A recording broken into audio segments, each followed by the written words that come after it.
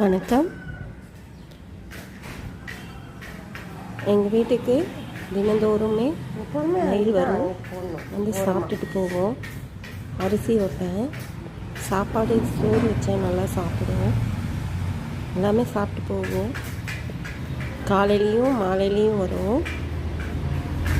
தோட்டத்தில் எல்லாம் வயலில் சோளம், இந்த மாதிரி கம்பு, ராகி இதெல்லாம் இல்லை, பயிர் போடலை.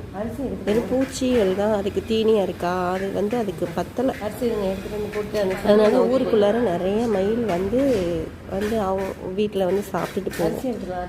இந்த கோழிக்கு பார்த்தீங்கன்னா அரிசி வைப்பாங்க, அதை என்ன பண்ணும், சாப்பிட்டுட்டு தண்ணி குடிச்சிட்டு, தென்னை மரம்லாம் இருக்குமா வீட்டில், அந்த தென்னை மரத்து மேலே ஏறின்ட்டு இலை பாரிட்டு திருப்பி சாயந்தரம் திருப்பி மறுபடியும் அரிசி சாப்பிட்டுட்டு அப்புறம் அதோட இடத்துக்கு போயிடும். பார்த்திங்கன்னா உயரமான தென்னை மரம், வேப்ப மரம், இந்த மாதிரி இடத்துல தான் அது தங்கும்.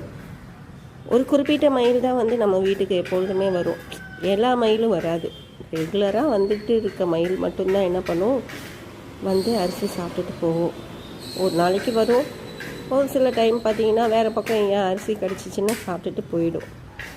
ஆனால் வரும், ரெகுலராக வந்துட்டுருக்கோம். ஒன்று காலையில் வரும், இல்லைன்னா சாயந்தரம் வரும். ஆனால் வந்துகிட்டே இருக்கும். ஒரு சில ஆண் மயில் பார்த்திங்கன்னா 3 ஆண் மயில் இங்கே வீட்டுக்கு வரும். பெண் மயிலெலாம் ரொம்ப முன்னாடி வராமல் இருந்துச்சு. இப்போ பார்த்திங்கன்னா பெண் மயிலும் வர ஆரம்பிச்சிடுச்சு. அது முட்டை பார்த்திங்கன்னா முட்டை விட்டு குஞ்சு பொறிச்சு அதை என்ன பண்ணும், அதனுடைய குட்டிகளை எல்லாம் கூட்டிகிட்டு போயிடும்.